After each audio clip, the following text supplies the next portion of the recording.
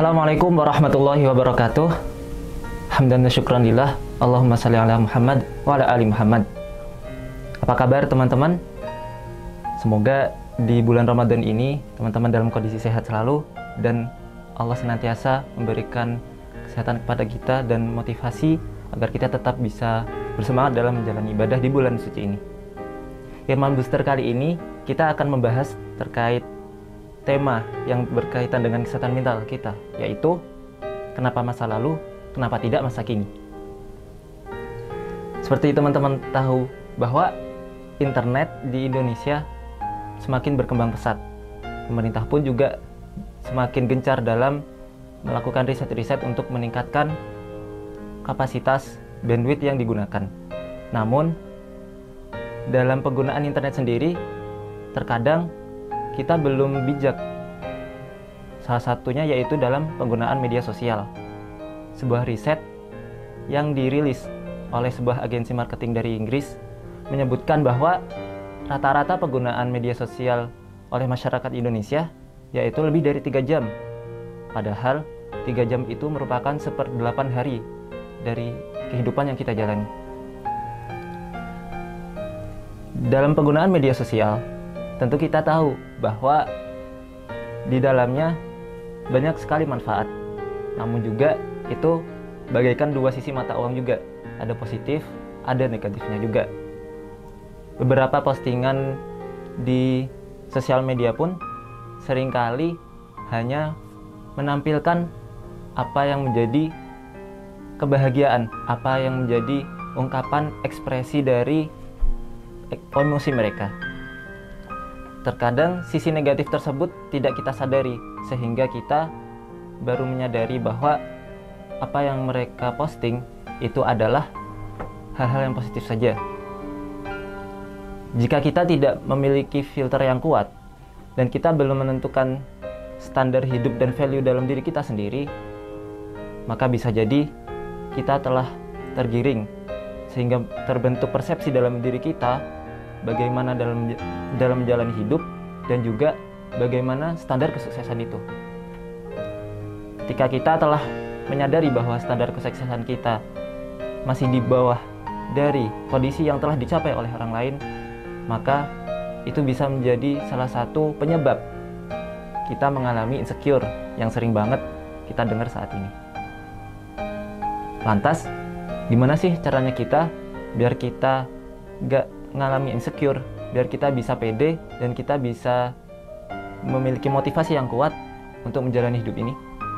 Langkah yang harus kita lakukan biar kita bisa terhindar, biar kita bisa terlepas dari rasa insecure, ya kita harus bersyukur gitu. Dari insecure beralih ke bersyukur. Nah, masa lalu yang telah kita hadapi sebenarnya Oke, Kipro. Siap. Action. Nah, lantas gimana sih biar kita nggak merasa insecure, biar kita bisa pede dengan hidup yang kita jalani? Nah, tentu kita harus berfokus pada diri kita sendiri. Kita harus menyadari betapa besar nikmat yang Allah kasih kepada kita, yaitu dengan rasa syukur. Dengan meningkatnya rasa syukur, kita telah menyadari bahwa masa lalu yang telah kita alami itu dibalik setiap prosesnya tentu ada hikmah. Baik yang telah kita sadari ataupun enggak.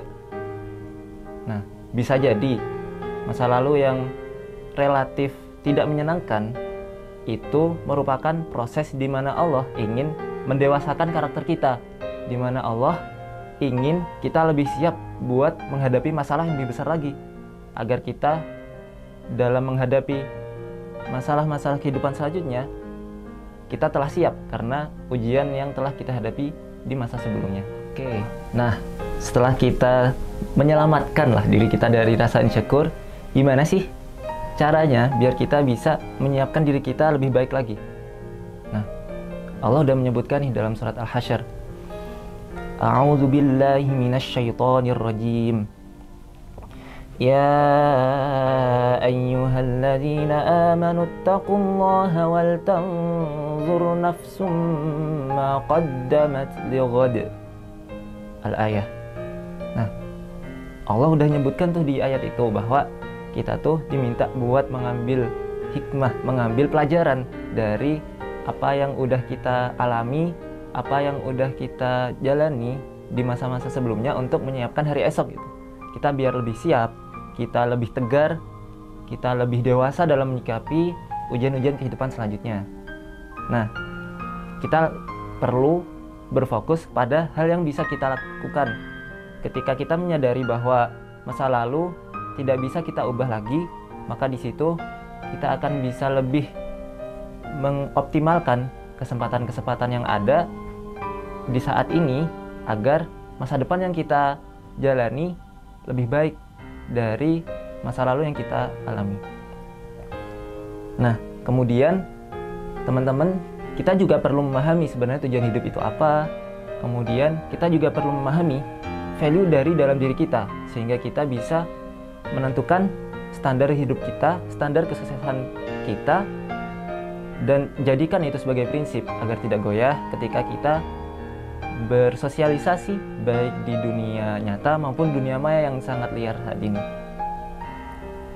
Kemudian ketika kita sudah menyadari bahwa perlu berfokus kepada hal-hal yang bisa kita lakukan, teman-teman harus menentukan passion teman-teman yang bisa pelajari apa, teman-teman ingin belajar di mana, teman-teman ingin memberikan kontribusi terbaik teman-teman di mana.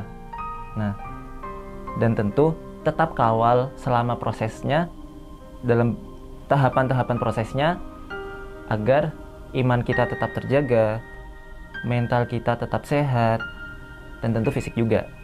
Nah, sehingga apa yang muncul dari dalam diri kita itu akan lebih kuat daripada karakter yang terbentuk dari tekanan-tekanan dari luar. Ketika kita sudah memiliki prinsip hidup yang kuat, tujuan hidup yang terfokus, maka insya Allah Allah akan membantu dalam proses mewujudkannya. Semoga Allah senantiasa mendampingi kita dalam setiap proses kehidupan ini. Sekian, semoga bisa bermanfaat buat kita semua. Mohon maaf. Wallahu muwaffiq ila aqwamit thoriq. Wassalamualaikum warahmatullahi wabarakatuh.